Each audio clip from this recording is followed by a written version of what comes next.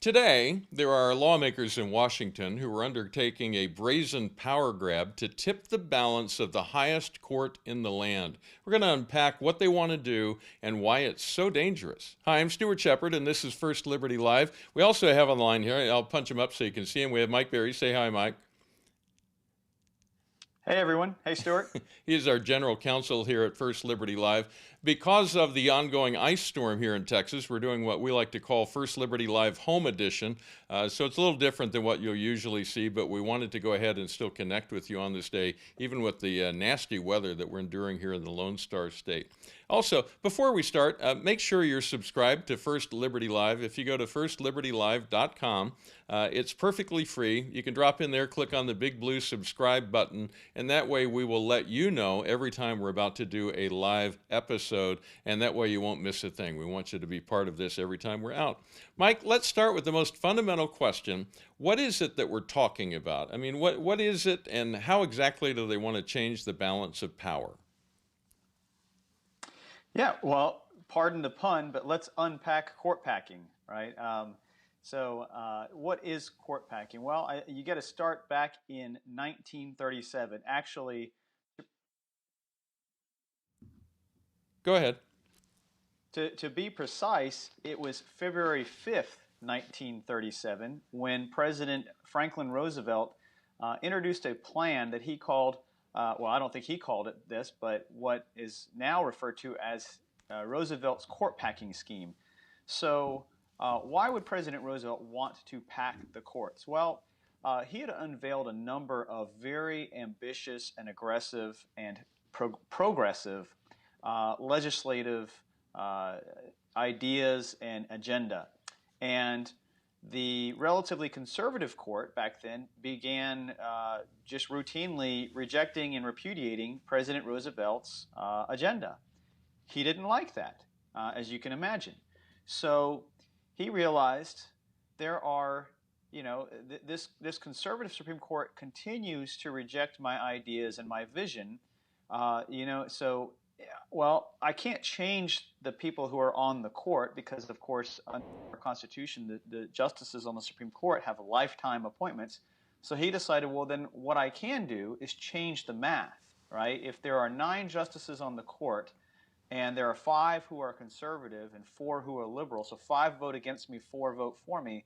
Well, if I just change the math and add more justices to the court, then I can have, 6 vote for me and 5 against, right? If there's 11 justices, or if I increase it to 13, I might be able to have, 9 and 4, or 7 and 6, or whatever the math turns out as, right?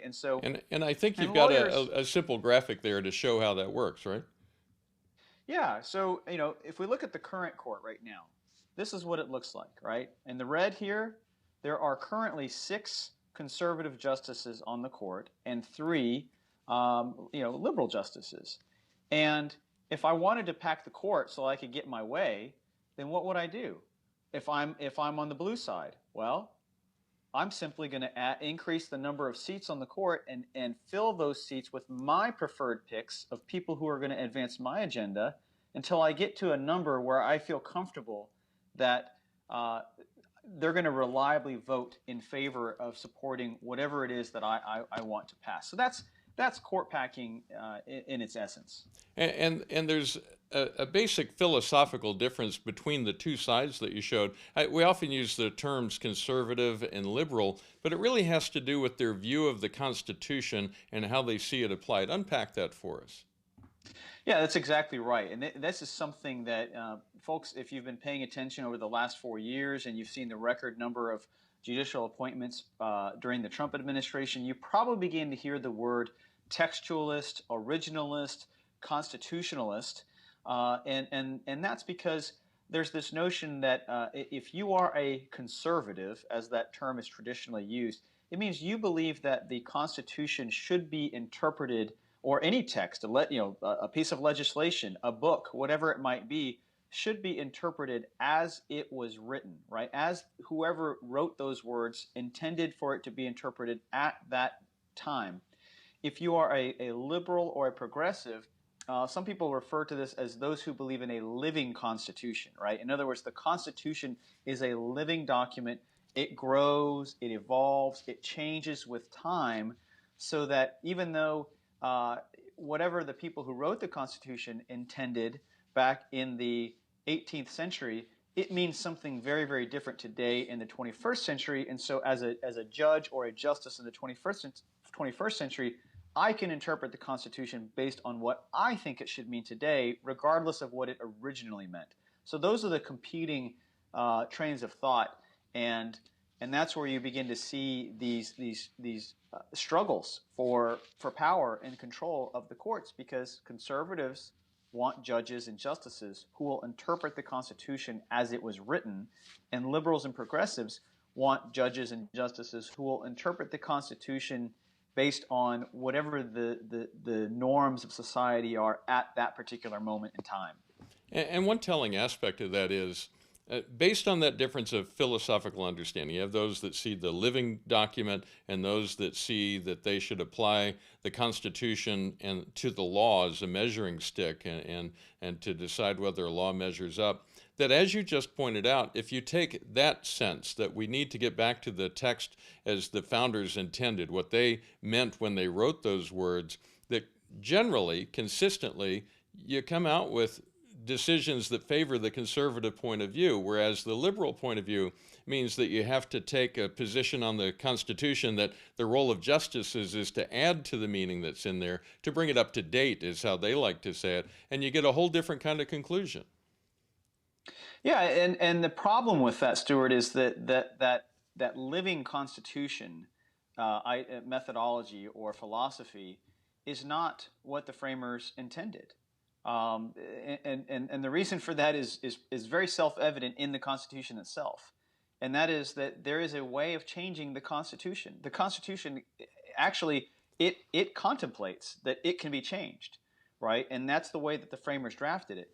But they wanted a particular procedure to be followed, right? If something can be changed just based on a whim or somebody's fancy or just their own preferences, then anybody can change it to mean anything they want.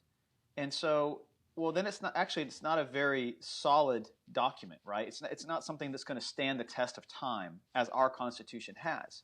And so it's not as if our Constitution is just frozen in time and set in stone. It can be changed. It's just that there is a very specific way that it needs to be changed, and it's actually kind of difficult. There's this thing called the separation of powers, and there's 3 branches of government, and they argue and they go back and forth, and they try to come up with, whatever the change is going to be, and it has to pass that high level, that high standard, in order for us to change the Constitution. And if you can't meet that high standard, then you can't change the Constitution. And I mean, most people who've studied civics and American history in school are familiar with when this happened in the 20th century with this thing called prohibition, right?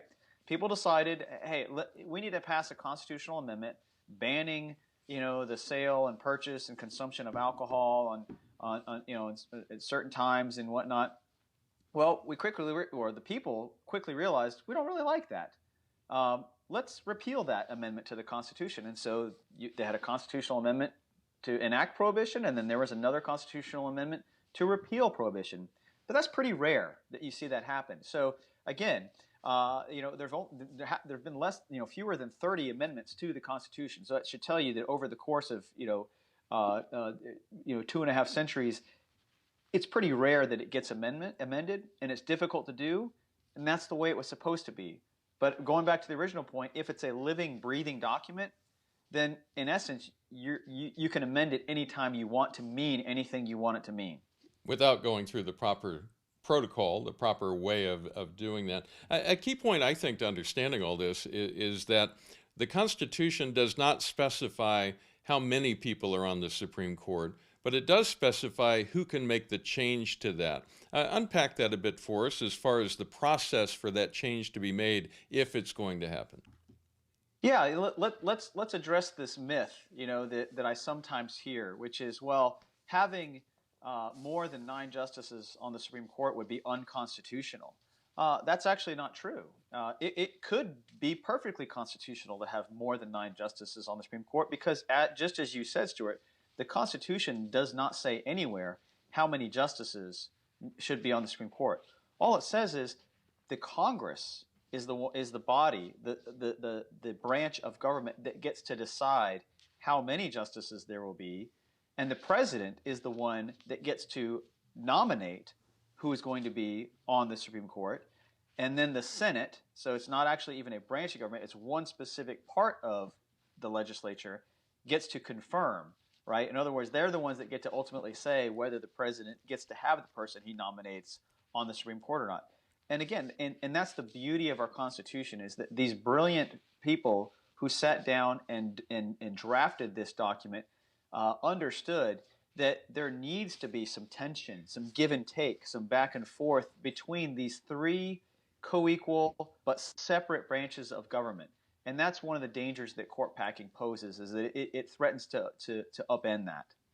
Well, and one thing I want to point out is it was 84 years ago this month, and you alluded to this earlier, that President Franklin D. Roosevelt made an attempt to do this. He announced his plan to increase the number of justices on the Supreme Court, and his goal is very similar and very familiar to the conversations we're having today across the country, and that is he wanted to tip the court in favor of his policy agenda. Now, Mike, as I look at this photo, I'm counting 1, 2, 3, 4, and still 9 people back then, and we still have 9 justices on the court today. Tell us what happened that stopped that change from taking place. Well, it's actually a pretty fascinating episode in history because FDR, President Roosevelt, was one of the most popular presidents we've ever seen. I mean, he was elected 4 times. In fact, we actually had to pass a constitutional amendment, as we've been talking about, to set a term limit on presidents as a result of President Roosevelt's, partly as a result of his popularity. But he wasn't so popular that he could get everything he wanted. You'd think if any president was popular enough, it would be President FDR, right? But Yeah. As it were, interestingly, when he announced his court packing plan, 2 of his most ardent supporters, right? These were Democrat senators who had long supported President Roosevelt and many of his policy goals and agenda. Senator Burton Wheeler and Senator Hatton Sumner's both vehemently opposed this idea of court packing. And the reason is actually quite simple, and it's beautiful in its simplicity. And that is that court packing they saw it for what it was. This was a power grab. This was an attempt to simply make the judiciary an extension, a political extension of the office of the president. And that would completely destroy the constitutional order that our framers and the founders had established, which was, as I've been saying, 3 co-equal but separate branches of government. And the judiciary had to retain its independence. We have to have an independent judiciary that's free from political influence. And if we simply are packing the courts, expanding the number of seats on the Supreme Court and lower courts, and then just packing them with our hand-picked people who are going to just rubber stamp our policies and our agenda, then really the court becomes nothing more than an extension of the presidency. And now you really only have 2 branches of government, and there's nobody to really hold the president in check because the courts are just going to say, rubber stamp, yes, whatever the president wants, yep, that's what it's constitutional, it's constitutional, it's constitutional. And that's extremely dangerous. And our founders had the foresight and the wisdom to say that's not the way it's going to be. And thankfully, you had great statesmen like Senator Wheeler, Senator Sumner's taking to the floor of Congress to say, we have got to oppose this. We have to stop this. We can't let this happen. And they were successful. And President Roosevelt was not successful in packing the courts. And that's why we had 9 justices in 1937, and we have 9 justices in 2021. And hopefully, we will continue to only have 9 justices on the court. Now, there are a couple of phrases that we're going to hear a lot as this gets discussed. You just brought up one that I'd like you to describe a little more and help explain why it's such an important concept, and that is the idea of an independent judiciary. It's a big phrase, but it also contains a very big thought. Unpack that for us. Well, I think the person who put it best was Chief Justice Roberts himself, right? Chief Justice John Roberts of the U.S. Supreme Court, when he was going through his confirmation hearing, and he was asked about what he thought the role of a judge or a Supreme Court justice should be in maintaining the independence of the judiciary. And my understanding, if I recall, is that Chief Justice Roberts is a big baseball fan, as you and I are, Stuart, and he used this beautiful metaphor, an analogy of baseball, and he said, the role of a judge is to call balls and strikes, right? Not to declare or pick winners and losers. And so, unpacking that, that means, look, if the ball's outside the strike zone, if the pitch is outside the strike zone, you call a ball. If it's inside the strike zone, you call a strike. But you don't decide as a judge who's going to win or lose the game. You simply decide the case is based on the facts and the laws that are before you, without this preconceived notion of, well, this side is, supports the president, and this side doesn't support the president. So I clearly have to decide, pick this side as the winner and this side as the loser. That would completely destroy the independence of the judiciary. And we actually have these things called judicial canons, right? These canons of judicial conduct, and almost all of them are all, and so by canons, it's simple. I don't mean the kind that go boom and blow things up. Right. I mean the kind that set, these are long-standing principles that are set in stone about what judges can and cannot do. And these canons of judicial conduct are almost every single one of them are put in place to ensure that judges adhere to that role of I'm not going to veer outside of my role of simply calling balls and strikes, and I'm not going to pick winners and losers. So that's really what we mean when we say maintaining the independence of the judiciary.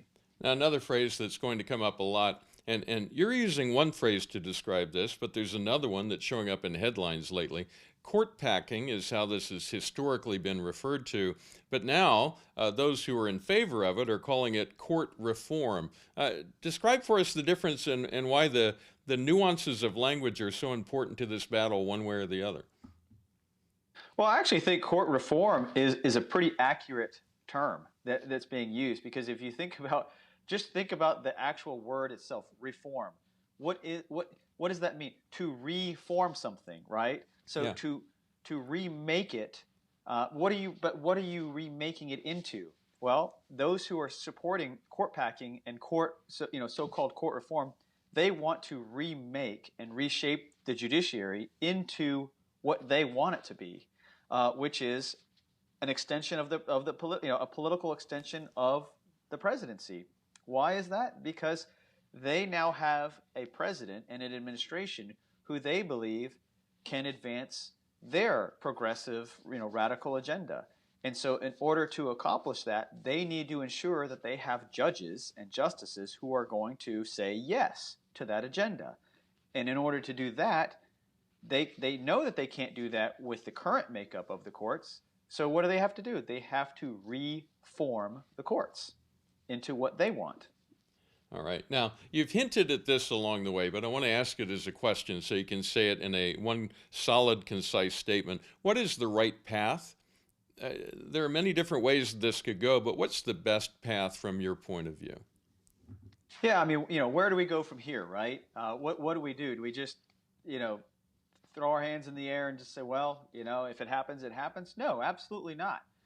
First Liberty Institute, this is an issue that's very important to us because, as most folks know, the fight for religious liberty, sometimes it can hang on a thread.